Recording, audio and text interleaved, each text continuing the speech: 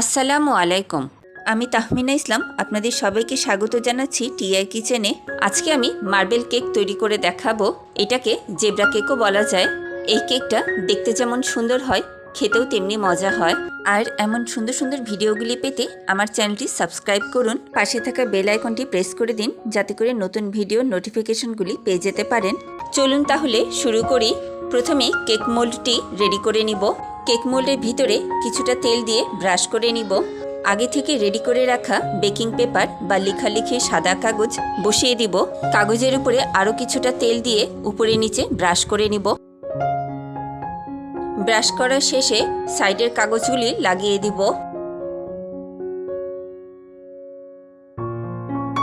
Normal টেম্পারেচারে রাখা দুটি ডিম নিয়েছি। আজকে ইলেকট্রিক বিটার দিয়ে বিট করব।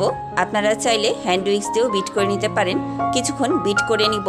1 কাপ চিনির অর্ধেকটা প্রথমে দিয়ে কিছুক্ষণ বিট করে নিব। আজকে আমি 1 কাপ চিনি ব্যবহার করছি। আপনারা চাইলে কমিয়ে বা বাড়িয়েও নিতে পারেন।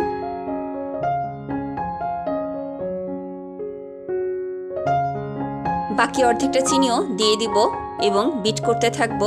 ততক্ষণ পর্যন্ত বিট করব যতক্ষণ পর্যন্ত না ডিমের কালারটা চেঞ্জ হয়ে সাদা হয়ে আসছে।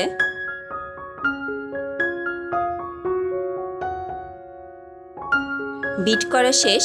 এবারে দিয়ে দিব 1 কাপ লিকুইড দুধ। দুধ দেওয়ার পরে আবারও কিছুক্ষণ বিট করে নিব। এতে করে চিনিটা খুব সহজেই গলে যাবে। বিট করার মাঝে একটি স্প্যাচুলা দিয়ে বোলের সাইডে লেগে থাকা মিশ্রণগুলি টেনে মাঝখানে দিয়ে দিব। এভাবে আরও কিছুক্ষণ বিট করে নিব। এবারে দিয়ে দিব 1/3 কাপ রান্নার রেগুলার তেল। তেল দেওয়ার পরে অল্প সময় বিট করে নিব।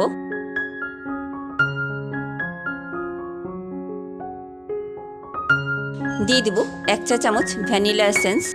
একটি স্প্যাচুলা দিয়ে আবারও সবকিছু আলতো হাতে মিলিয়ে নিব।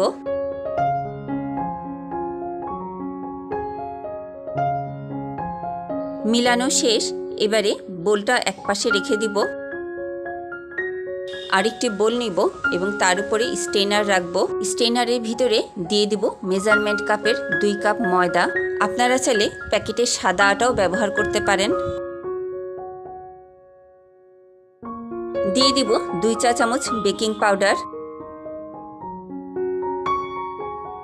1 চা চামচ বেকিং সোডা, 1/4 চা চামচ লবণ। শুকনো উপকরণগুলি এবারে চেলে নিব। চেষ্টা করবেন শুকনো উপকরণগুলি সবসময় চেলে নিতে, তাহলে কেকের ব্যাটারটা মসৃণ হবে। বোলটা একটু হাত দিয়ে নাড়া দিলেই শুকনো উপকরণগুলি মাঝখানে চলে আসবে। একটি হ্যান্ড উইক্স দিয়ে সবগুলি শুকনো উপকরণ মিলিয়ে নিব। মিলানো শেষে আবারও একটু নাড়া দিয়ে মাঝখানে করে নিব। এবারে লিকুইড মিশ্রণের বোলে শুকনো উপকরণগুলো অর্ধেকটা ঢেলে দিব। একটি হ্যান্ড উইক্স দিয়ে আলতো হাতে একদিক থেকে ঘুরিয়ে ঘুরিয়ে মিলাতে থাকব। এবারে বাকি উপকরণটুকুও ঢেলে দিব। দিয়ে আবারও এক পাশ থেকে আলতো করে মিলাতে থাকব। কিছুক্ষণ মিলানোর পরে হ্যান্ড উইক্সটা তুলে নিব। এবারে একটি স্প্যাচুলা দিয়ে আলতো হাতে মিলাতে থাকব। খুব সুন্দর একটি মসৃণ ব্যাটার তৈরি হয়ে গেল। এই যে ব্যাটারটা এরকম হবে। বোলটা এক সাইডে রেখে দিব এবং 2টি বাটি নিয়ে নিব। প্রথমে অর্ধেকটা একটা বাটিতে ঢালবো। কিছুটা কম বেশি হলেও ব্যাপার না। এই বাটিটা সাইড করে বোলটা মাঝখানে নিব এবং বোলের উপর একটি স্ট্রেনার দিব।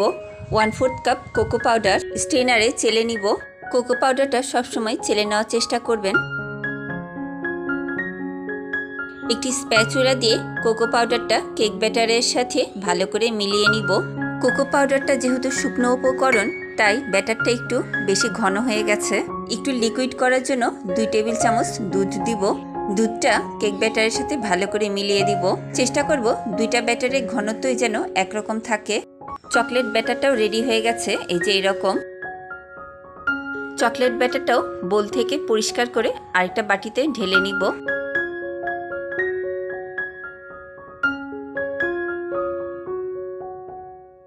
এবারে কেক মোল্ডের ভিতরে প্রথমে চকলেট ব্যাটারটা দিব, তারপরে ভ্যানিলা ব্যাটারটা দিব। আর এই দুইটা ব্যাটারের জন্য দুইটা আলাদা আলাদা কাপ বা চামচ ব্যবহার করতে হবে। আমি এখানে মেজারমেন্ট কাপের 1/4 মাপের যে কাপটা সেটা ব্যবহার করছি। দুইটা ব্যাটারের জন্য দুইটা। আর কিছুটা ব্যাটার দেওয়ার পর দু একবার করে ট্যাপ করে নিচ্ছি ফ্রেন্ডস। তবে ব্যাটারটা যদি খুব বেশি পাতলা হয় তাহলে এভাবে ট্যাপ করবেন না। দুইটা কালারের ব্যাটার একটার পর একটা দেওয়াতে দেখতে খুবই ভালো লাগছে আলহামদুলিল্লাহ। এভাবে পুরোটা ব্যাটার দিতে থাকবো। আমার চ্যানেলে কেকের আরও অনেক ভিডিও আছে, আপনারা চাইলে দেখে নিতে পারেন, আর লিঙ্কগুলি আমি ডেসক্রিপশনে দিয়ে দিব। ব্যাটারগুলো এখন শেষ পর্যায়ে, তাই একটি চামচ দিয়ে ভালো করে পরিষ্কার করে পুরোটা ব্যাটার নিয়ে নিচ্ছি যাতে একটুও ব্যাটার নষ্ট না হয়। সবগুলি ব্যাটার দেওয়া শেষ। বাটি পরিষ্কার করে চকলেট ব্যাটারটা আরেক চামচের মতো হয়েছে সেটা দিয়ে দিলাম। এত সুন্দর কেকটার মধ্যে আমরা আরেকটু ডিজাইন করব, সেজন্য একটি টুথপিক নিব আর একটি টিস্যু পেপার নিব। টুথপিক দিয়ে প্রথমে বাহিরে থেকে সেন্টার পর্যন্ত একটা দাগ দিব, দিয়ে টিস্যুতে মুছে নিব। অপর প্রান্ত থেকেও একটা দাগ টেনে সেন্টার পর্যন্ত আনবো, দিয়ে টুথপিকটা টিস্যুতে মুছে নিব। একইভাবে আরও দুটা দাগ বাহিরে থেকে টেনে সেন্টার পর্যন্ত আনবো। এবারে এই 4টা ভাগের মাঝ বরাবর সেন্টার থেকে বাহিরে পর্যন্ত দাগ টানবো 4টা, আর প্রত্যেকবারই টুথপিকটা টিস্যুতে মুছে নিব। আর এতে করে সুন্দর একটা মার্বেল ডিজাইন হয়ে গেল। ডিজাইনটা করার পরে আর ট্যাপ করব না, আগে অনেকবার ট্যাপ করে নিয়েছি। কেকটা বেক করার জন্য চুলায় আগে থেকেই একটি হাঁড়ি লো হিটে 10 মিনিট প্রিহিট করে নিয়েছি। কেকের মোল্ডটা এবার সাবধানে বসিয়ে দিব।